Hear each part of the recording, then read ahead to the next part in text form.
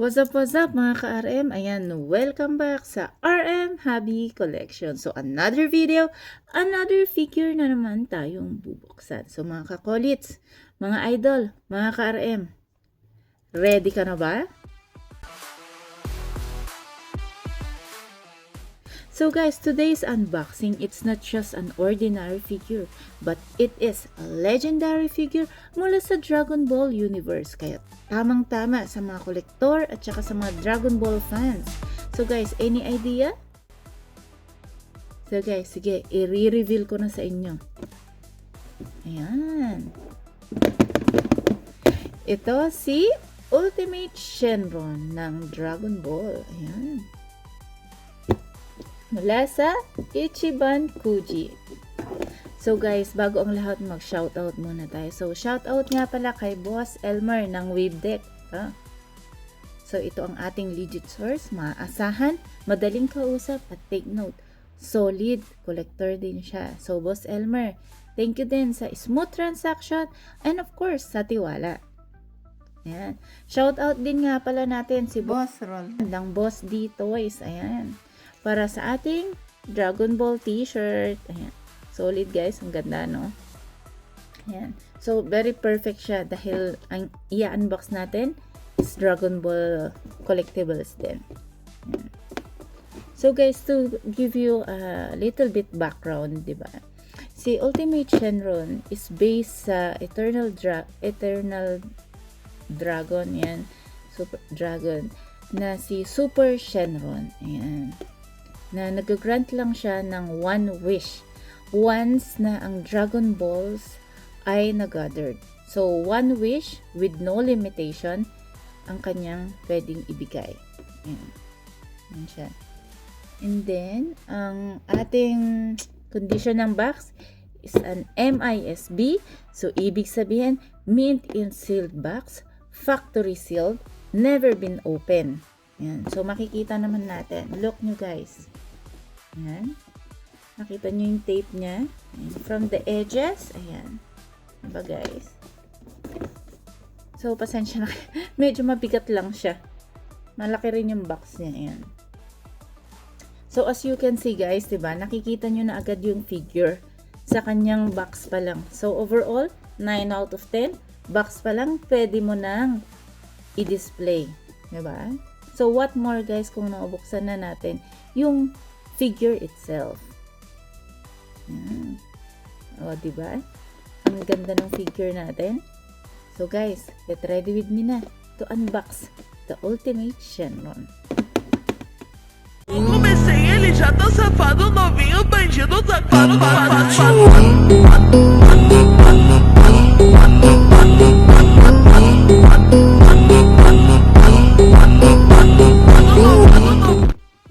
So guys, nakikita nyo ha, sealed pa yan. So, open natin.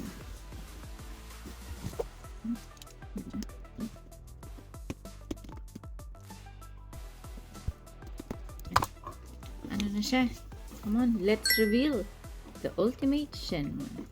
So, papakita ko sa inyo yan.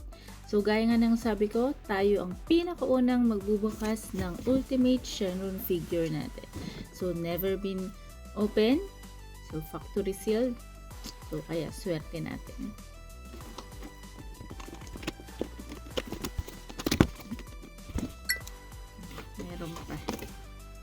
Meron pa siyang tape sa loob, guys. Kailangan din natin siyang tanggalin.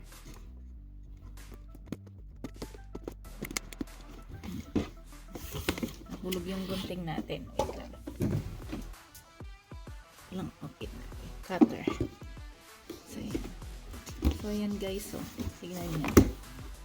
Naka-tape pa siya. So, kata muna natin.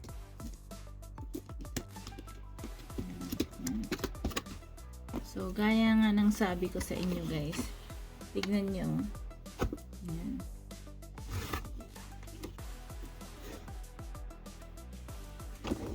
Laki niya.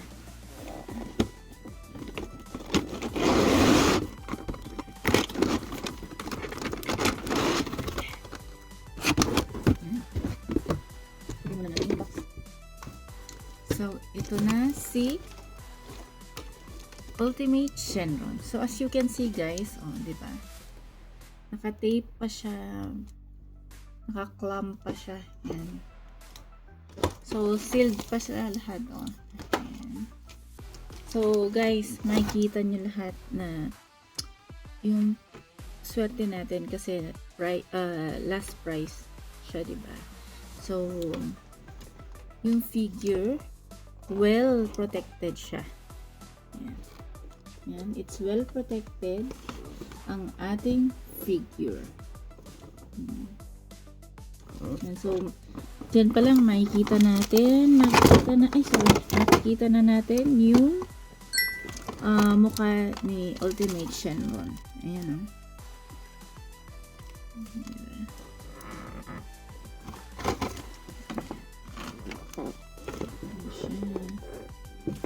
So, guys, tingnan nyo, mabigat. Mabigat talaga siya. Mabigat talaga siya. So, open na ulit natin. So, gaya nga nang sabi ko sa inyo, well packed siya, ha? So, may mga tape siya. So, kailangan natin siyang tanggalin carefully.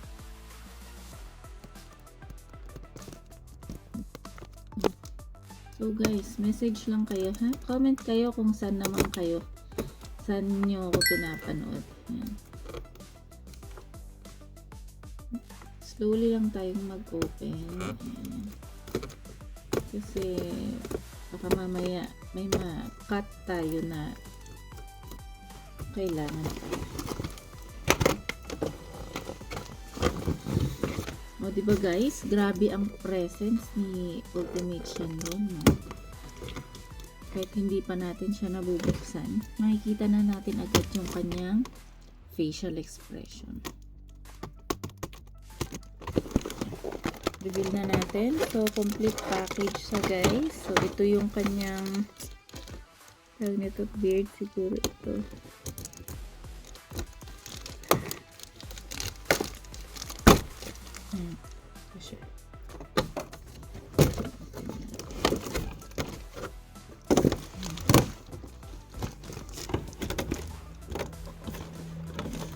So, protected siya nito. And then,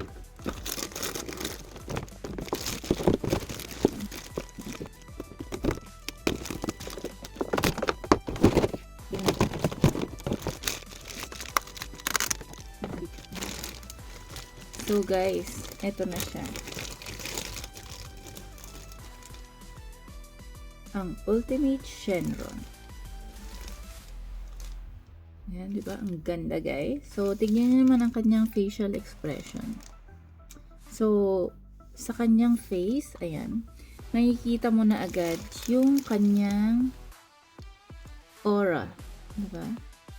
The powerful Shenron. Ayan, di ba? Ay, meron pa pala dito. What is this? Ayan guys, meron din siyang meron din siyang stand. Ayan, nakasama. Ayan siya, nakadikit siya doon sa loob. Ayan, pang support dito sa body ni Shenron. So, ayun siya. Ayan, so, normally guys, nakikita nito sa mga Dragon Ball. Diba minsan mabibigat yung mga hair, so you need a support. So meron siyang kasamang gano'n. So siya, very transparent siya. So pagka naka-display, hindi mo siya makikita guys na, ay meron palang gano'n. Diba? So guys, ayan, meron siyang, ito yung cloud base niya. Ayan, kita niyo ito yung cloud base. So makikita mo na talaga yung atmosphere ni Shenron na, di ba? Siya yung magbibigay ng wish. Di ba? So, tignan naman natin yung kanyang detailed scale. Ayan. Look nyo guys. Ayan. Tignan nyo ang kanyang scale. So, ano siya? Kinarve talaga siya. Yung sculpting niya, very okay. Ayan. Ayan. Yung paint niya, yung color niya, ang ganda. Ang ganda niya. So guys, ito yung real color, ha? I mean, kung ano yung nakikita niyo sa video ko ngayon, yan yung tunay na color niya. Diba? Kasi minsan, pag nag-video ako, iba yung reflection ng kulay sa video ko, sa real color. So, ngayon, ayan, nakita ko yung same color sa video. So, ayan siya. Sakto lang yung color niya. O, diba? Tingnan niya. Very detailed. Very detailed ang kanyang carvings, guys. Pagkaka-sculpt. Tingnan niyo yung face. Nakikita mo rin yung kanyang eyes. Guys, yung eyes niya is color green. Ayan. Very detailed talaga. Why? Kasi guys, tignan mo yung pati yung ngipin. Kahit maliliit na carvings yan, detailed talaga. Ay, meron pa tayong hindi na ilalagay. Ito pa pala.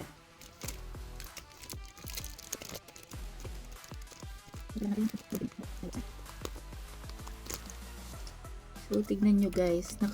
Yung wings and coiled body pose niya, nagbibigay talaga siya ng seriousness, depth of display. Ayan. Very serious si Shenron. Shenron.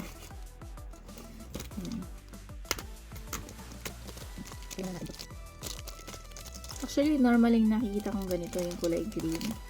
Pero maganda pala itong red. In fairness. Harap natin siya sa inyo. Dali lang na.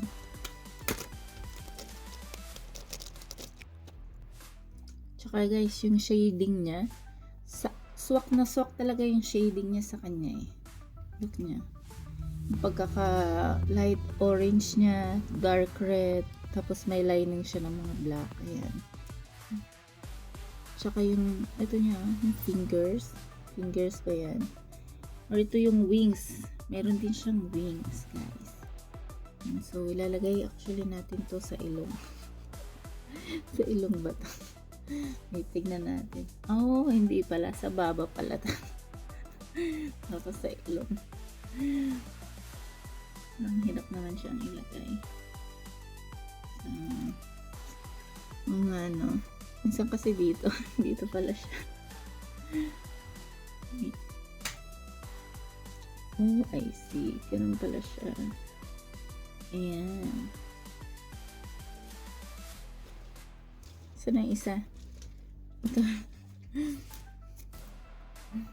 Alam ko sa ilong nito ilalagay. So guys, ingat lang kayo pag meron kayong ganitong figure kasi sa loob siya ng, yun sa baba niya. So, meron siyang maliliit na carvings dito. Ayan. So, dun niya lang siya dapat ilalagay. Kasi baka maputol naman. So, may tendency siyang maputol. Ayan.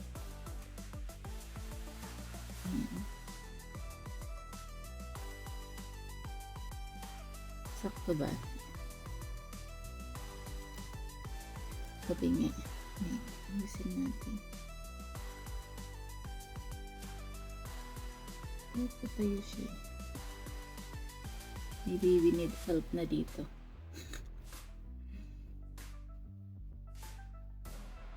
Ayan, I see. Yan na siya. Ganyan ba? Let's check nga. Oh, guys, ganyan nga siya. Ayan, tama na tayo. Ayan.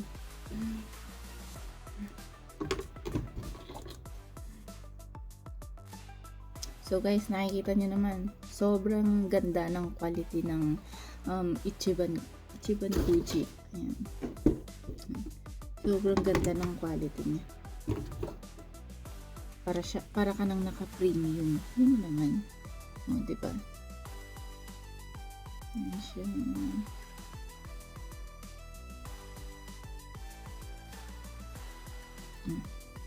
Diba? So guys, tingnan nyo ang dynamic pose niya ni Ultimate Shenron with the Omnimous Clouds. Yan. So ready na siyang mag-grant ng mga wish. Kasi nga, isang wish lang siya, di ba? So, ang pose niya is para siyang naka-spiral. Yan. Naka-spiral na siya. So guys, ito palang base na hindi siya natatanggal.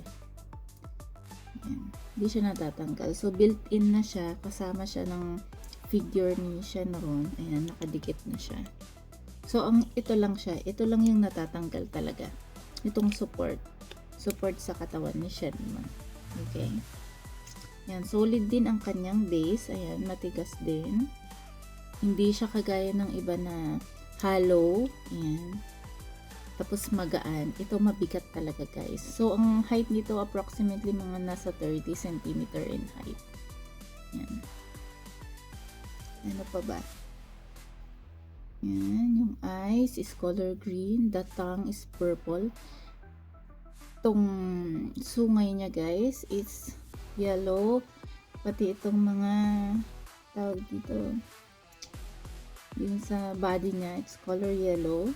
So guys, kung ano nakikita niyo talaga sa video ko, yun na yun ha. Walang reflection of light yan. Yan siya.